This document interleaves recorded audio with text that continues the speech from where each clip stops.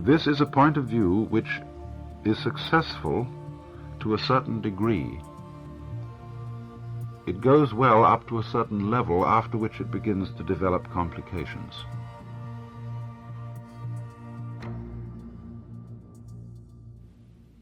As I think it over, it seems to me that the high civilizations of the world have produced exactly three different views of the constitution of nature, of the physical universe. And to enumerate them, I would call them respectively nature as a construct, nature as a drama, and nature as an organism. The first view, nature as a construct, has until very recently been characteristic of the Western world. The view of nature as a drama has been largely characteristic of India, and finally of nature as an organism has been characteristic of the Far East. I'd like to compare these three views and point out certain of their advantages, disadvantages, and the ways in which they complement each other. And I think that part of the interest of this is that our thinking, more and more I've been fascinated by this, that our thinking about the world is strongly influenced by analogies, by sometimes analogies that are almost hidden. They're so far back in the history of the thought of any given civilization or culture that they are taken as something more than analogies. They're taken almost, you could say, as logical patterns. And they are basic to our grammar, to our common sense, and to our attitudes in ways that often go unsuspected. Why don't we start with the Western view of the world as a construct? By this I mean the physical world has historically in the West been looked upon as a created or manufactured article. The work of a creator external to the world. And this view has continued in many ways even after the rise of deism in the 18th century and the general tendency of the scientists to dispense with the hypothesis of the creator. The idea still remains that the world is a construct, analogous to a machine, and indeed obeying laws or plans in the same way as a machine obeys a blueprint, even though the lawgiver and the planner himself seems to have disappeared. The basic metaphor, though, underlying this is not so much the machine as the work of clay, the pot or the sculptured or the modeled figure. For as you know, it is said in the book of Genesis that the Lord God created Adam out of the dust of the ground and breathed the breath of life into his nostrils. And so our language, our poetry is full of allusions to the fact that we are really, after all, clay. Imperial Caesar, dead and turned to clay, might stop a hole to keep the wind away. And because of this figure, it is, as I have often said, fundamental to our common sense that the world is formed matter. The form being the shape of the pot, the matter being the clay. And thus we think of life as being basically something done to a medium. The medium is stuff, a kind of formless and of itself inert and unintelligent goo, which requires an external agency to give it form and intelligence and life. And naturally, because we have thought this way for so long, it's a terribly difficult idea to abandon. To get out of our heads the notion that in the same way that tables are made of wood and houses of stone, so we tend to think that trees are made of wood and mountains of stone and people of flesh, and all of it eventually reducing itself to the primordial goo, the universal clay, the primal matter, the formless original water over which the Spirit of God is said to have moved in the beginning of all time. Now, beyond the idea of the world as a work of pottery lies the more sophisticated idea of the world as a mechanism in this Western view of the world as a construct. As soon as men began to understand mechanical principles, it became extraordinarily convenient to make analogies between various types of machinery and things to be found in the world. And it is really upon this analogy that the great achievements of Western technology have hitherto been based.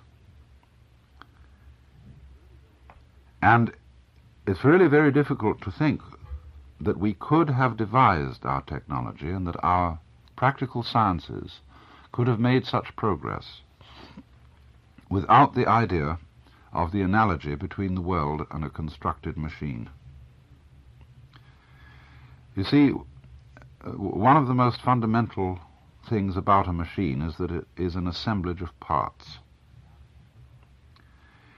And the successful measurement and description of nature depends upon the calculus, upon reducing it to parts. You know, the word calculus originally meant pebbles, and pebbles were one of the oldest methods of calculating. Counting pebbles. In a funny kind of association of words, calculus is also calculating in the sense of having a calculating attitude, scheming. And scheming is associated with turning things to calculi or stones. It is a sort of killing the world, reducing it from the living to the dead, from the organism to the machine.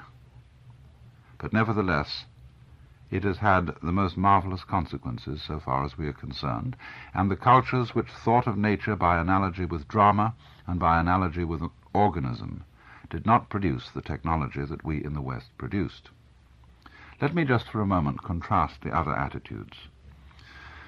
The Indian attitude of the world as a drama. In Hindu thought, the world is not thought of as being made or constructed by God, but as being actually God himself playing a game. The idea of one single divine actor who is playing all the parts of all the creatures in the world, imagining himself to be them, assuming, as it were, myriads of masks behind which there is simply one wearer of the mask. In a forthcoming book, the second volume of The Masks of God, it's not published yet, but I've just seen a copy, Joseph Campbell contrasts the way in which the myth of the one who became two, the one that became many, has gone in two quite different directions, beginning in ancient Sumeria, which constitutes, as it were, a sort of cultural watershed. It has flowed eastwards in one way and westwards in another.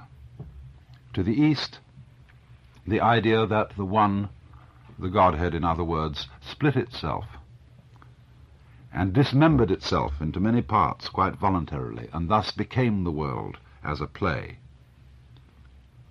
To the West, the theme of the one who became many is different, because, as he points out in the book of Genesis, it is not the divine who becomes male and female, it is the creature. In the Upanishads, say the Brihadaranyaka Upanishad, the divine self is described as saying in the beginning of time, "Let me become two," and he splits into male and female and thus generates the world. But in the book of Genesis, it is not the Godhead who splits, it is man, the creature, who is split into Adam and then into Eve. But thus in the Eastern world we have the dramatic view, in India in particular. And although it's interesting to note that in the writings of the great philosopher Shankara and others, you very often encounter the analogy of the potter, or of pots as representing the world, the roles are reversed. The clay is used as the symbol for the divine reality. Just as pots are all made of clay, or as jewels are all made of gold, so all things in the world are of one divine substance, which is of the nature of the Godhead, or Brahman. It's interesting, the different use of the simile. And so, from the standpoint of the dramatic view of the universe, all the divisions and distinctions of the world are looked upon as being a kind of as if. They are in play. They are not quite serious. And this contrasts very sharply with what has been the characteristic Western view, that the distinctions in the world are the most important things about it, that they are deeply serious. The distinction from good and evil is an eternal distinction, as is the distinction between the creator and the creature. The world in this view is not a drama. It is played not by actors, but by what we call real individuals, even real persons, although funnily enough, as I suppose you know, the word person is originally persona, the megaphone mask worn by actors in classical Greek drama. Then thirdly, there is the organic view, characteristic of China. In this, there is no real thought of there being a divine creator or a divine actor behind the world, but rather the world is thought of as being self-moving and self-creating. The word for nature in Chinese means what is of itself so. When in the West a child asks its mother, "Who made me?" and she replies, "Darling, God made you," and the child asks, "But who made God?" she has to say, "Nobody made God." And that is a great puzzle to the child, who thinks of the world as a construct. And it may be explained to the child, if you like, that God makes himself. He exists of himself because he is existence. To put it in more theological language, he has the attribute called aseity, from the Latin ase, by himself. Perhaps some kind of enfant terrible would ask the question, well, if that's true of God, why couldn't it be true of the world in the first place? Why did you have to make that additional step? If he did so, he would be thinking more or less in the Chinese way, which does not think of the world either as an artifact of some maker or as a mask or appearance worn by some sort of deeper reality. He doesn't, in other words, have a two-level view of nature as an appearance underneath which there is something else to explain it. He sees it all rather as self-evident, as being something which regulates itself and indeed orders itself. There is a certain sense, you see, in which the Chinese view is fundamentally, or you could almost call it anarchical, or if you don't like that word, you could call it democratic. A world which is self-governing, not even through a president, but self-governing in every way, a great and colossal anarchism, which moves itself in the same way as you and I move our fingers without directing them in the sense that we know exactly what we're doing and how we move them. We don't.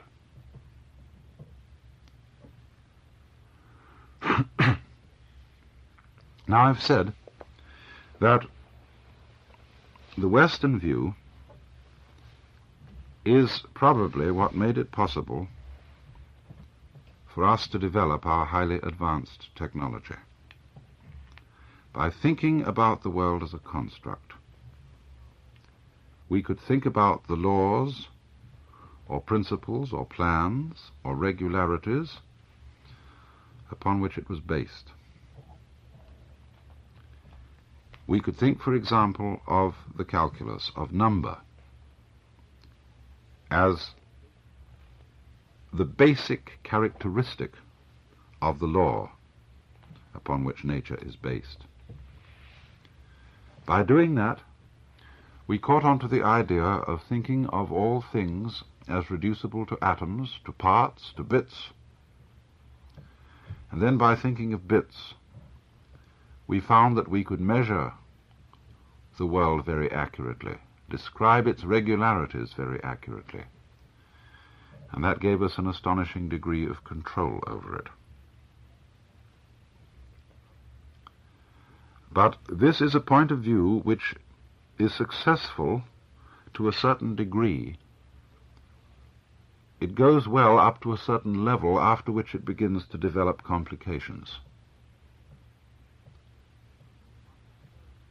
For one thing, you could say it has complications which are psychological on the one hand and practical and technical on another.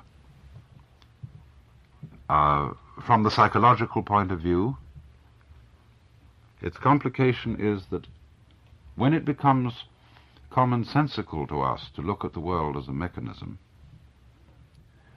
we begin as humans, as people capable of feeling and love, to feel the external world rather alien to us. Yes, it's a machine. It's a great, big, automatic, mechanical arrangement, which in essence is simply stupid energy. We thereupon feel that it has nothing in common with ourselves, and perhaps even though we try to give the same sort of account of ourselves and try to reduce our brains and emotions to some kind of neurological computer mechanism, that makes us, in a way, hate ourselves. For as soon as we start thinking of ourselves as automata, we begin ethically and psychologically treating ourselves as automata. We lose respect for ourselves.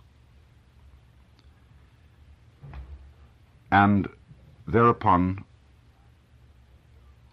feel that what is central to us the feeling center, the person, is trapped in a cosmos that is a mechanical nightmare, foreign and strange, we can see ourselves as a kind of ghastly accident.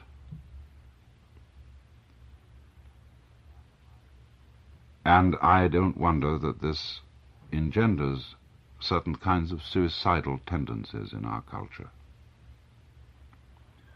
So much for the psychological point of view. From the technical point of view, the analogy of nature with mechanism develops its own disadvantages after a certain point. That is to say, the disadvantage of trying to manage the physical universe as if it were indeed an assemblage of separate parts, or separable parts. So the first sort of person to notice this mistake would be the extreme surgical or medical specialist, who knows, for example, all about hearts or about stomachs, but very little about brains or lungs or glands, and who treats one organ at a time and becomes unaware of the imbalances inflicted upon other organs by what he's done to the organ in which he specializes. Also, in the same way, the specialist always tends to see the units of nature and to be unaware of their connections or relationships, which are, after all, inseparable relationships with all the other parts. There is, you might say, also another technical disadvantage, again, which develops only in the course of time to this particular mechanical analogy. And that is that when you begin to rely more and more upon minute and careful description of the world for dealing with it, and that of course involves the reduction of the world to describable units, the world then becomes terribly complicated, and it becomes increasingly difficult to keep track of all the minute units that you've described. Hence the difficulty of specialists in the various sciences communicating with each other, and the difficulty of the scientific specialist in communicating with the layman. The whole thing becomes much too complicated to manage. And this then means that the more we know, the greater our skill in managing the world as a mechanical construct, the more difficult it becomes to control, because it becomes increasingly complex.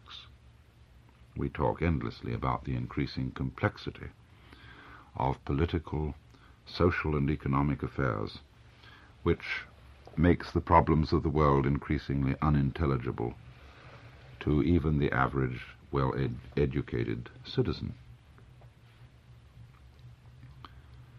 Now, it has been suggested that the Western view, nature as a construct, has in some ways done its job, and that from here on we need to explore to a greater degree other views, perhaps the organic view of the Chinese, wherein